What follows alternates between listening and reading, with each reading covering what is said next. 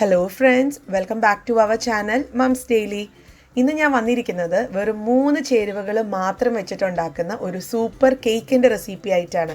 അതും നമ്മൾ ഈ കേക്ക് ഉണ്ടാക്കുന്നത് ബിസ്ക്കറ്റ് വെച്ചിട്ടാണ് കേട്ടോ. അപ്പോൾ ഈ ബിസ്ക്കറ്റ് ഞാൻ ഇന്ന് ഇവിടെ എടുത്തിരിക്കുന്നത് ആരോ റൂട്ടിൻ്റെ ബിസ്ക്കറ്റാണ്. നമ്മുടെ നാട്ടിലൊക്കെ എളുപ്പത്തിൽ കിട്ടുന്ന ബിസ്ക്കറ്റാണ്. നിങ്ങൾക്ക് ഏത് ബിസ്ക്കറ്റ് വേണമെങ്കിലും വെച്ചിട്ട് ഉണ്ടാക്കാം. അപ്പോൾ ആരോ റൂട്ട് വെച്ചിട്ട് എങ്ങനെയാണ് അത് ഉണ്ടാക്കാമെന്ന് പെട്ടെന്നൊന്ന് കണ്ടു നോക്കാം. അപ്പോൾ അതിനായിട്ട് ഞാനിവിടെ ഒരു പാക്കറ്റോളം ഉള്ള ആരോ റൂട്ടിൻ്റെ ബിസ്ക്കറ്റാണ് എടുത്തിരിക്കുന്നത്. ഒരു പാക്കറ്റ് എന്ന് പറയുന്നത് ഏകദേശം ഒരു 250 ഗ്രാമിൻ്റെ പാക്കറ്റായിരുന്നു ഞാൻ എടുത്തിട്ടുണ്ടായിരുന്നത്. അപ്പോൾ ഇത് നമുക്ക് ബിസ്ക്കറ്റ് ആദ്യം ഒന്ന് കൈകൊണ്ടൊന്ന് പറ്റുന്ന പോലെ ഒന്ന് പൊടിക്കാം. ഒത്തിരി ചെറുതാക്കണ്ട, നമുക്കിത് മിക്സിയിൽ പൊടിക്കാനുള്ളതാണ്. അപ്പോൾ മിക്സിക്ക് ഇച്ചിരി ഒരു പ്രഷർ ഒന്ന് കുറയ്ക്കാൻ വേണ്ടിയിട്ട് ആണ് ഞാനിതുപോലെ കൈകൊണ്ടൊന്ന് ചെറുതായിട്ടൊന്ന് മുറിച്ചിടുന്നത്. അടുത്തത് ഞാനിപ്പോൾ ഇതുപോലെ ചെറുതാക്കിയിട്ടുണ്ട് കേട്ടോ. ഇനി നമുക്കിത് മിക്സിയുടെ ചെറിയ ജാറിനകത്ത് ബാച്ചായിട്ട് തന്നെ പൊടിച്ചെടുക്കാം. ഇനിയിപ്പോൾ നിങ്ങളുടെ മിക്സിയിൽ നല്ല ആ ഒരു വലിയ ജാറിനകത്ത് എല്ലാം കൂടെ പൊടിച്ചെടുക്കാൻ പറ്റുവാണെങ്കിൽ അതാണ് നല്ലത്. പക്ഷേ ഈ ബിസ്ക്കറ്റിൻ്റെ ചിലതൊക്കെ അവിടെ ഇവിടെയൊക്കെ ഇങ്ങനെ കിടക്കും. അപ്പോൾ അത് ഒഴിവാക്കാൻ വേണ്ടിയിട്ട് മിക്സിയുടെ ചെറിയ ജാറിൽ ബാച്ചായിട്ട് പൊടിച്ചെടുക്കുന്നതായിരിക്കും നല്ലത്. അപ്പോൾ ഞാൻ ആദ്യത്തെ ഒരു ബാച്ച് ഇതുപോലെ പൊടിച്ചെടുത്ത് വന്നിട്ടുണ്ട്. നമുക്കതൊരു ബൗളിനകത്തോട്ട് മാറ്റിയിടാം. ഇനി ബാക്കിയുള്ളതും ഇതുപോലെ തന്നെ ചെയ്തെടുക്കുന്നുണ്ട്.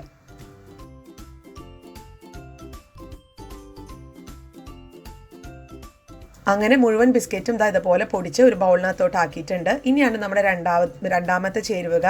അതെന്ന് പറയുന്നത് പാലാണ്. റൂം ടെമ്പറേച്ചറിലുള്ള പാല് തന്നെ വേണം കേട്ടോ ഉപയോഗിക്കാനായിട്ട്. അതായത് തിളപ്പിച്ച് ചൂടാറിയിട്ടുള്ള പാല് നമ്മൾ കിച്ചൻ്റെ കൗണ്ടർ ടോപ്പിൽ വെച്ചിട്ടുള്ളത്. ഫ്രിഡ്ജിനകത്ത് വെക്കാൻ പാടില്ല. ഫ്രിഡ്ജിനകത്ത് വെച്ച പാലാണെങ്കിൽ തന്നെ ഒരു മണിക്കൂറിന് മുന്നൊക്കെ അത് പുറത്തേക്ക് എടുത്ത് വെക്കണം. അപ്പോൾ ആ ഒരു പാല് ഇതുപോലെ തന്നെ നമ്മൾ ഒഴിച്ച് ഏകദേശം 1 കപ്പ് ആണ് എനിക്ക് വന്നിട്ടുണ്ടായിരുന്നത് പാല്. അതിപ്പോൾ നമ്മൾ എടുക്കുന്ന ഓരോ ബിസ്ക്കറ്റ് അതിൻ്റെയൊക്കെ ആ ഒരു മാവ് ഉണ്ടല്ലോ, അല്ലെങ്കിൽ ആ പൊടി ഉണ്ടല്ലോ, അതനുസരിച്ച് മാറും കേട്ടോ. അപ്പോൾ ഇപ്പോൾ നിങ്ങൾ അങ്ങനെ ഒരു കണക്ക് വിചാരിക്കേണ്ട. ആവശ്യത്തിന്, അതായത് ഇതിൻ്റെ ഒരു കറക്റ്റ് കേക്കിൻ്റെ ഒരു ബാറ്ററിൻ്റെ കൺസിസ്റ്റൻസി ഉണ്ടല്ലോ, ആ ഒരു കൺസിസ്റ്റൻസിയിൽ വരുന്നത് വരെ നമ്മൾ ആവശ്യത്തിനുള്ള പാലൊഴിച്ച് ഇളക്കിക്കൊണ്ടിരിക്കാം.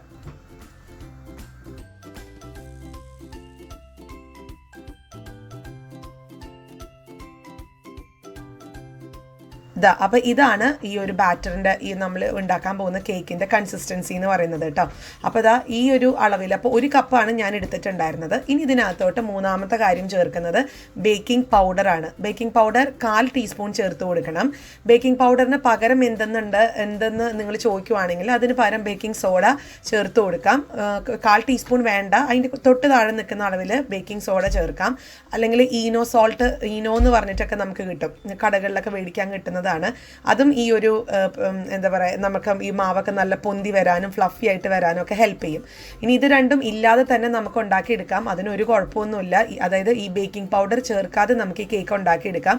ഒത്തിരി വീർത്ത് അങ്ങനെ വരില്ല എന്ന് മാത്രമേ ഉള്ളൂ, അതല്ലാതെ ടേസ്റ്റിന് യാതൊരു വ്യത്യാസമൊന്നും ഉണ്ടാവില്ല.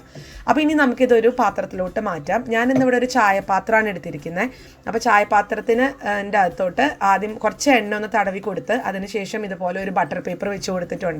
ബട്ടർ പേപ്പർ വെക്കണമെന്ന് യാതൊരു നിർബന്ധമില്ല, ഉണ്ടെങ്കിൽ വെച്ചാൽ നല്ലത്. ഇല്ലെങ്കിൽ നമുക്ക് അല്ലാതെ തന്നെ പാത്രത്തിൽ ആവശ്യത്തിന് ഉള്ള എണ്ണ ഒന്ന് തടവി കൊടുത്തിട്ട് ഞാനിപ്പോൾ ഈ പാത്രത്തിൻ്റെ സൈഡുകളിലൊക്കെയും എണ്ണ ഒന്ന് തടവി കൊടുത്തിട്ടുണ്ട് കേട്ടോ. അല്ലെങ്കിൽ വിട്ടുപോരാ ഇച്ചിരി ബുദ്ധിമുട്ട് വരും. പക്ഷേ ഈ ഒരു കേക്ക് ഒത്തിരി സാധാരണ നമ്മൾ ഉണ്ടാക്കുന്ന കേക്കിൻ്റെ പോലെ അങ്ങനെ ഒട്ടിപ്പിടിച്ചിരിക്കും ഒന്നുമില്ല, നല്ല ക്ലീൻ ആയിട്ട് തന്നെ വരും. അപ്പോൾ ഞാൻ ഇനി അടുത്തത് മാവ് ഇതിനകത്തോട്ട് ഒഴിച്ചൊന്ന് ലെവൽ ചെയ്ത് വെച്ചിട്ടുണ്ട്. ഇനി നമുക്കിതൊന്ന് ചെറുതായിട്ടൊന്ന് തട്ടിക്കൊടുക്കണം. കാരണം ഇതിനകത്തുള്ള എന്തെങ്കിലും എയർ ബബിൾസ് ഒക്കെ ഉണ്ടെങ്കിൽ ഒന്ന് പോകാൻ വേണ്ടിയിട്ടാണ്. അത് നമ്മൾ എല്ലാ കേക്കിൻ്റെ കാര്യത്തിലും ചെയ്യേണ്ടതാണ്. ഇനി നമുക്ക് ചെയ്യാനുള്ളത്, ഇത് ഓപ്ഷണലാണ്. നിങ്ങൾക്ക് വേണമെന്നുണ്ടെങ്കിൽ അല്പം കശുവണ്ടി, നിങ്ങൾക്ക് ഇഷ്ടമുള്ള ഡ്രൈ നട്ട്സോ ഡ്രൈ ഫ്രൂട്ട്സോ ഒക്കെ ചേർത്ത് കൊടുക്കാം. ഇനിയിപ്പോൾ ടൂട്ടി ഫ്രൂട്ടൊക്കെ ആണെന്നുണ്ടെങ്കിൽ ഒന്ന് ചേർത്ത് മേലൊക്കെ ഇട്ട് കൊടുത്തത് നല്ല കളർഫുള്ളായിട്ടും കുഞ്ഞുങ്ങൾക്കൊക്കെ ആണെങ്കിലും നമുക്കത് കാണുമ്പോൾ ഒക്കെ കഴിക്കാനൊക്കെ തോന്നുന്ന രീതിയിലുള്ള ഒരു അപ്പിയറൻസ് ഒക്കെ അതിന് കിട്ടും. പക്ഷേ ഇവിടെ ടൂട്ടി ഫ്രൂട്ട് ഇല്ലാത്തത് കൊണ്ട് ഞാൻ നമ്മുടെ നാട്ടിലൊക്കെ ഉണ്ടാകുന്ന ചെറി ഉണ്ടല്ലോ, ആ ചെറി മേടിച്ച് ചെറുതായിട്ട് ആ ഒരു റെഡ് കളർ കിട്ടാൻ വേണ്ടി ചെറുതായിട്ട് കട്ട് ചെയ്തു. അതുപോലെ കുറച്ച് കശുവണ്ടിയും ചെറുതായി കട്ട് ചെയ്തത് നുറുക്കിയിട്ടുള്ളത് ഞാൻ മേലിട്ട് കൊടുത്തിട്ടുണ്ട്. ഇനി നമുക്കിതൊന്ന് ബേക്ക് ചെയ്തെടുക്കാം. അതിനായിട്ട് ഞാനിവിടെ എൻ്റെ ബേക്കിംഗ് സ്ഥിരം ചെയ്യുന്ന എൻ്റെ വീഡിയോസൊക്കെ സ്ഥിരം കാണുന്നവർക്ക് മനസ്സിലാവും. ഈ ഒരു പാത്രത്തിലാണ് ഞാൻ ബേക്ക് ചെയ്തെടുക്കുക. ഇതൊരു പഴയൊരു നോൺ സ്റ്റിക്ക് പാത്രമായിരുന്നു. അതിൻ്റെ കാലാവധി കഴിഞ്ഞപ്പോൾ ഞാൻ ഈ ഒരു പർപ്പസിന് ഉപയോഗിക്കണമെന്ന് മാത്രം. അപ്പോൾ ഞാൻ 5 മിനിറ്റോളം ഹൈ ഫ്ലെയിമിലിട്ടിട്ട് ഈ ഒരു പാൻ ചൂടാക്കിയിട്ടുണ്ടായിരുന്നു. ഇനി നമുക്ക് ഇതിനകത്തോട്ട് നമ്മുടെ ഈ ഒരു കേക്ക് ടിൻ ഇറക്കി വയ്ക്കാം. എന്നിട്ട് 20 മിനിറ്റ് മീഡിയം ഫ്ലെയിമിൽ ഒന്ന് ഇട്ടിട്ട് നമുക്ക് നോക്കാം. അപ്പം ഞാനിവിടെ ഒരു 10 മിനിറ്റ് കഴിഞ്ഞപ്പോൾ ഒന്ന് നോക്കി എങ്ങനെയാണെന്നുള്ളത്. അപ്പോൾ അതിൻ്റെ ഒരു അവസ്ഥ നമുക്ക് നോക്കാം. അപ്പോൾ ഇങ്ങനെയാണ് 10 മിനിറ്റ് കഴിഞ്ഞപ്പോൾ വന്നിട്ടുണ്ടായിരുന്നത്. അപ്പം ഞാൻ ചെറുതായിട്ടൊന്ന് കുത്തി നോക്കി, ഒന്ന് തൊട്ടൊക്കെ നോക്കി കഴിഞ്ഞപ്പോഴത്തേക്കും അത് കുഴപ്പം ഇല്ലയെന്ന് എനിക്ക് തോന്നി. പക്ഷെ അപ്പം ഞാനും ഓർത്തോട്ട് ഇത്ര പെട്ടെന്ന് ആയോ എന്ന്. അപ്പം ഞാൻ പക്ഷേ ഒരു ടൂത്ത് പിക്കർ വെച്ചിട്ട് ഒന്ന് ചെറുതായിട്ടൊന്ന് കുത്തിയെടുത്ത് കഴിഞ്ഞപ്പോഴത്തേക്കും പറ്റി പിടിച്ചിട്ട് ഇരിപ്പുണ്ട്. അതായത് മേലെ മാത്രമേ നമുക്ക് ആയി വന്നിട്ടുള്ളൂ, അതിൻ്റെ അകമൊന്നും വെന്തിട്ടില്ല എന്നാണ് അർത്ഥം. അപ്പം ഞാൻ വീണ്ടും അടുപ്പ് വെച്ചിട്ട് ഇനി നമുക്കൊരു 10-15 മിനിറ്റും കൂടെ ഒന്ന് നോക്കാം. അപ്പോൾ ഞാനിവിടെ ഒരു 15 മിനിറ്റ്, അതായത് 25 മിനിറ്റ് എടുത്തായിരുന്നു. 25 മിനിറ്റ് കഴിഞ്ഞ് ഞാൻ നോക്കി കഴിഞ്ഞപ്പോഴത്തേക്കും നല്ല രീതിയിലൊക്കെ വന്നു. കുത്തി നോക്കി കഴിഞ്ഞപ്പോഴാണെങ്കിലും ഉള്ളൊക്കെ നന്നായിട്ട് തന്നെ വെന്തിട്ടുമുണ്ട്. അപ്പോൾ ഇനി ഒട്ടിപ്പിടിക്കുന്നൊന്നുമില്ല നമ്മുടെ ഒരു ടൂത്ത് പിക്കറിൽ. ഇനി നമുക്ക് ഫ്ലെയിം ഓഫ് ചെയ്തിട്ട് ഇതൊരു കിച്ചൺ കൗണ്ടർ ടോപ്പിൽ മാറ്റി വയ്ക്കാം. അപ്പോൾ ഞാനിതൊന്ന് പ്രസ് ചെയ്ത് നോക്കുവാണ് കേട്ടോ. നല്ല സ്പോഞ്ചി ആയിട്ട് തന്നെയാണ് ഇരിക്കുന്നത്. നമ്മുടെ കയ്യിലൊന്നും ഒട്ടും ഒട്ടിപ്പിടിക്കുക അങ്ങനെയൊന്നുമില്ല. ഇനി നമുക്ക് ചൂടാറട്ടെ. അപ്പോൾ ചൂടാറി കഴിഞ്ഞു. ഞാനിതിൻ്റെ സൈഡൊക്കെ ഒന്ന് കൈകൊണ്ടൊന്ന് ചെറുതായിട്ടൊന്ന് വിടർത്തി മാറ്റിയേ ഉള്ളൂ. പെട്ടെന്ന് തന്നെ ഒട്ടൊന്നും ഒട്ടിപ്പിടിക്കാതെ പെട്ടെന്ന് വന്നിട്ടുണ്ടായിരുന്നു. ഇനി ഇത് നമുക്കൊരു പാത്രത്തിലോട്ടൊന്ന് തിരിച്ചിടാം. അപ്പം ഞാൻ ബട്ടർ പേപ്പർ വെച്ചതുകൊണ്ട് അടി പിടിക്കില്ല എന്നുള്ളത് ഉറപ്പായിരുന്നു. പക്ഷെ ഞാൻ നോക്കി കഴിഞ്ഞപ്പോഴത്തേക്കും കണ്ടോ ഈ ഒരു രീതിയിൽ തന്നെ വന്നിട്ടുണ്ട്. ഒട്ടും ഒട്ടിപ്പിടിക്കുകയോ പാത്രത്തിലൊന്നും പറ്റിപ്പിടിച്ചൊന്നും ഇരിക്കുന്നില്ല. വളരെ ക്ലീനായിട്ട് വന്നിട്ടുണ്ട്. അപ്പോൾ ഇതാണ് നമുക്ക് ബിസ്ക്കറ്റ് കേക്ക് എന്ന് പറയുന്നത്.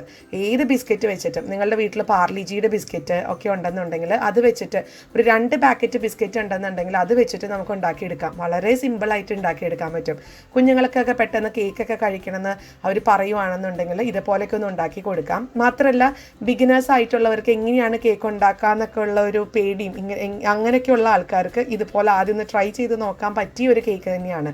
അപ്പം ഞാനിതൊന്ന് മുറിച്ചെടുക്കുന്നുണ്ട്. കേക്കിൻ്റെ അകം എന്ന് പറയുന്നത് വളരെ സോഫ്റ്റാണ്. നമ്മളിതൊരു ആരോറൂട്ട് ബിസ്ക്കറ്റും കൂടി ആയതുകൊണ്ടാണെന്ന് തോന്നുന്നു. സാധാരണ ബിസ്ക്കറ്റിൻ്റെ പോലെയല്ല, അകമൊക്കെ അലുവ കഷ്ണം പോലെയാണ് ഇരിക്കുന്നത്. പിന്നെ നമ്മളിതിനകത്ത് ഒത്തിരി വലിയ രീതിയിലൊന്നും ബേക്കിംഗ് സോഡ, ബേക്കിംഗ് പൗഡർ അങ്ങനെയൊന്നും ഇട്ടിട്ടില്ല. ജസ്റ്റ് ഒരു 1/4 ടീസ്പൂൺ മാത്രമേ ബേക്കിംഗ് പൗഡർ ഇട്ടിട്ടുള്ളൂ.